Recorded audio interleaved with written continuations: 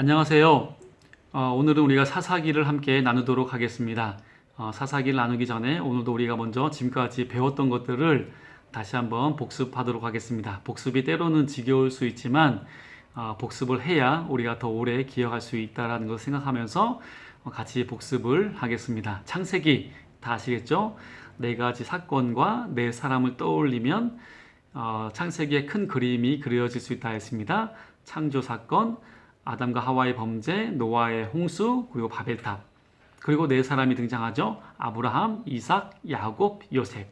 이렇게 요셉이 죽은 후에 이제 400년이라는 시간이 지나서 출애굽기가 이제 시작이 되는데요.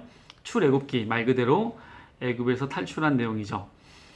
이스라엘은 400년이 지난 후에 이제 애굽의 노예가 되게 됩니다. 이때 하나님께서 모세를 보내어서 이스라엘을 구원하시는데요. 출애굽기의 처음 장면은 아기 모세의 모습이 나오고요. 그리고 40세의 모세, 80세의 모세, 그리고 이제 10가지 재앙을 통해서 이스라엘이 애굽에서 탈출하여 홍해를 지나 시내산에 도착한 내용이 바로 출애굽기라고 할 수가 있습니다. 레위기는 하나님께서 모세에게 이제 율법을 주시는데요. 이제 시내산에 도착하여서 모세가 하나님께 받은 그 계명을 정리한 내용이 바로 레위기라고 할 수가 있습니다. 특별히 레위기에는 우리가 하나님께 어떻게 제사를 드려야 하는지에 대해서 5가지 제사를 소개하고, 그리고 우리 하나님께서 우리에게 지키라고 명령하신 7가지 절기가 소개되어 있습니다. 그리고 민수기는 이제 시내산에서 이제 가나안 땅으로 이제 출발하는 장면으로 시작이 됩니다. 출발할 때 인구 조사를 하게 되고요. 그리고 40년 광야 생활이 끝난 후에 도착하여서 다시 한번 인구 조사를 하게 되는데, 그래서 민수기, 백성을 세다라는 의미죠. 이런 의미로 이제 민수기가 이제 우리가 함께 나눴고요. 그리고 이제 신명기 말 그대로 하나님의 말씀을 다시 전하다, 거듭 전하다라는 의미입니다.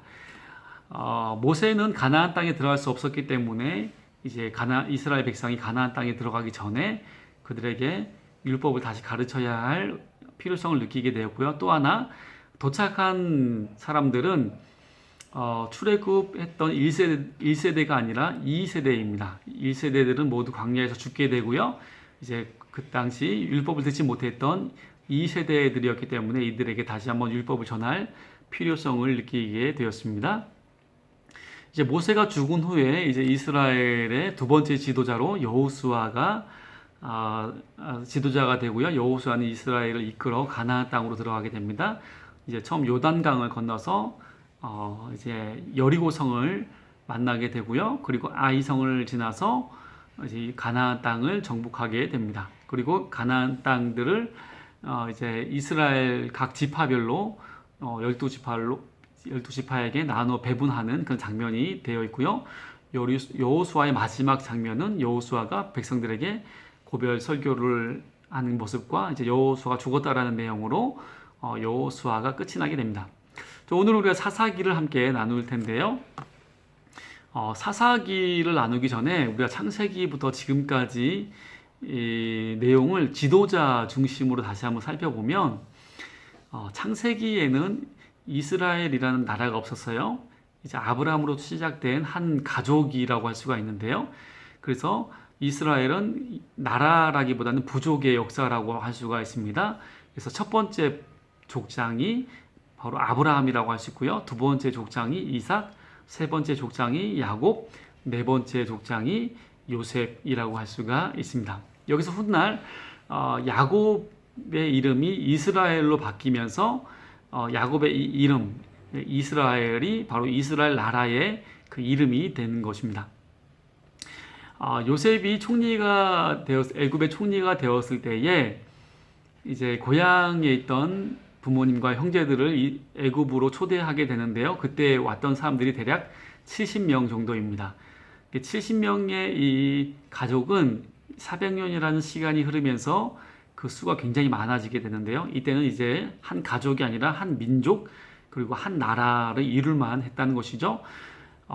이렇게 이제 이스라엘이 큰 민족이 되었을 때에 이제는 부족이 아니라 이제는 지도자가 나타나게 되는데, 첫 번째 지도자가 바로 모세이고요. 두 번째 지도자가 바로 여호수아라고 할 수가 있습니다. 그런데 여호수아가 죽은 후에는 이제 모세와 같은 지도자가 더 이상 나타나지가 않습니다. 그래서 사사기는 이러한 면에서 볼 때 지도자가 없는 혼란한 시기 혹은 무질서한 시기라고 할 수가 있습니다. 그래서 사사기에 가장 많이 등장하는 요절이 이스라엘의 왕이 없으므로 사람이 각기 자기 소견에 옳은 대로 행하였더라라는 이러한 요절이 자주 등장하게 됩니다. 이러한 하나님께서는 혼란한 이스라엘의 지도자가 아닌 이제 사사들을 보내게 되는데요. 먼저 이 사사라는 단어는 한자로 이제 선비사의 스승사를 결합한 그런 단어라고 할 수가 있습니다. 영어로는 저지라고 해서 이제 재판장을 뜻하는 의미이고요. 결국 사사의 가장 큰 역할은 재판장 역할이라고 할 수가 있습니다. 그리고 전쟁이 났을 때에 이 전쟁을 이끌는 그런 군대 대장 역할도 이 사사들이 담당하게 됩니다. 여호수아 당시에 이제 이스라엘은 가나안 땅을 점령은 했지만 당시 가나안 땅에는 블레셋을 비롯하여서 모두 7족속이 살았는데요. 하나님께서는 이 모든 족속을 쫓아내라고 명령하셨습니다. 하지만 이스라엘은 모두 쫓아내지 않게 되고요. 몇 사람들을 이렇게 남겨두게 되는데 이것이 나중에 화근이 되어서 이스라엘이 하나님의 말씀을 듣지 않고 율법에서 멀어질 때마다 이제 하나님께서는 이 남아있는 민족들을 사용하셔서 이스라엘을 괴롭게 하십니다. 그러면 이스라엘은 하나님께 회개하여서 도움을 구하게 되고요. 하나님께서는 사사를 세워서 다시 평화를 주십니다. 나라가 다시 평안해지면 이스라엘은 다시 하나님의 말씀을 저버리고 이제 멀리 떠나게 되는데, 그러면 하나님께서는 또 이 민족들을 도구로 삼으셔서 이스라엘 괴롭게 하시고, 이스라엘을 회개하면 다시 사사를 보내어서 평화를 찾게 하십니다. 사사기에는 이러한 패턴들이 계속해서 반복이 됩니다. 사사기에는 모두 12명의 사사가 나오게 되는데요. 이 12사사가 시대 순으로 이어지는 것은 아닙니다. 다시 말하면 뭐 사사 한 사람이 죽으면 그 다음 사사가 나타나고 또 죽으면 그 다음 사사가 나타나고 이렇게 순차적으로 나타나는 것이 아니라 동시대에 여러 사사가 등장했다는 얘기죠. 이러한 면에서 사사라는 것은 이스라엘 전체의 지도자라기보다는 한 지파의 지도자라는 그 성격이 더 강하다고 할 수가 있습니다. 12사사의 이름을 우리가 다 외울 수는 없지만 우리가 이미 익숙한 그러한 이름들도 있습니다. 먼저 우리가 익숙한 이름은 이제 최초의 여자 사사인 이 드보라라는 이름을 아마 기억하실 거고요. 그리고 기드온도 기억하실 거예요. 기드온의 300용사라고 해서 우리가 기드온 사사도 기억하실 것입니다. 그러나 가장 유명한 사사는 아무래도 삼손이겠죠. 역대 가장 전무후무한 힘을 지닌 그런 사사가 바로 삼손이고 12사사에서 가장 마지막으로 등장하는 사사이기도 합니다.